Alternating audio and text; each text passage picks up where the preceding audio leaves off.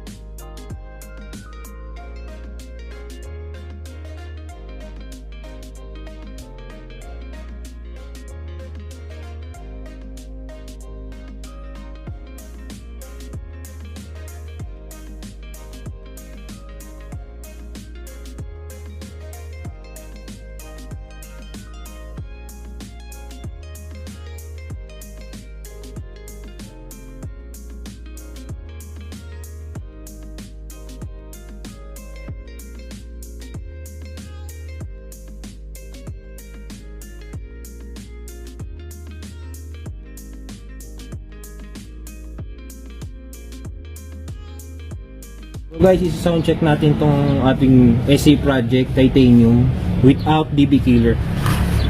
Half rev tsaka full rev or full throttle.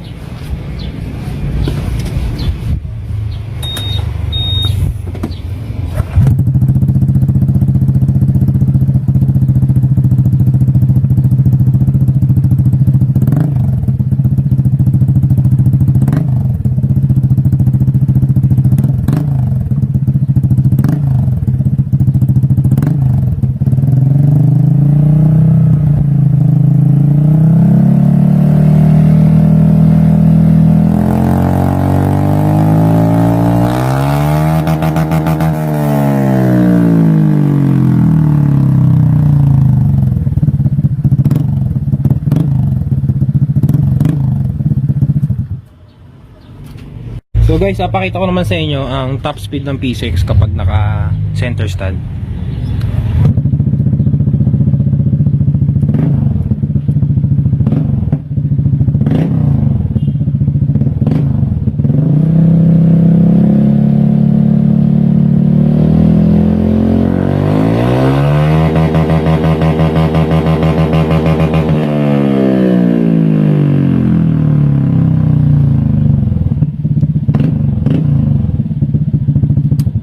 So guys, na ng kanyang tutog na without DB killer. Ngayon, with DB killer naman, install natin.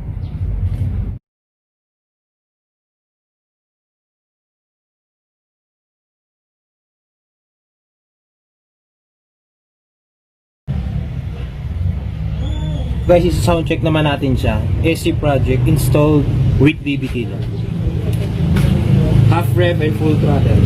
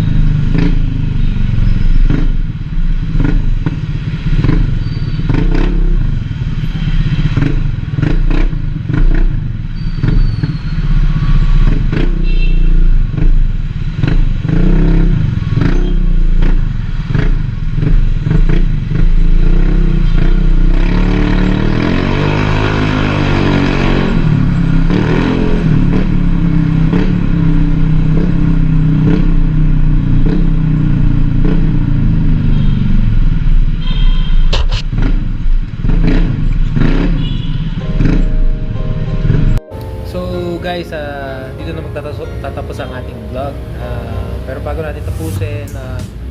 Gusto ko ulit i-shoutout si paring John Sanchez, Mark Tan, tsaka si Brother Carl Yalom, tsaka shoutout Choose Cookies. Yan, tsaka Healthy Wraps yan. Pabalik ako sa topic. So, ito palang SC project na it's a clone and it's titanium. So, nakuha ko siya sa Shopee. Itong pinaka-pipe na to. So, kasama niya is ito. And, ayun lang. So, basically, itong elbow, pinagawa ko siya sa isang muffler shop. Gawa ko elbow canister. And, so ito, binili ko sa online shop para mapamura ako. So, ayan. Bumili ko nito. Pagkabili ko, punta ako sa isang muffler shop. Tapos, pinagawa ko nga itong elbow. Ayan, nagpagawa na ako sa kanila yung BB killer. So, ayun. And, ang finishing product. Ayan, guys. So, I hope guys, may tututunan kayo sa ating vlog. If you have any questions, please do comment there in the comment section below. And, guys, this is me, Baka Vlog. Like, share, subscribe to my YouTube channel. Ride safe and God bless.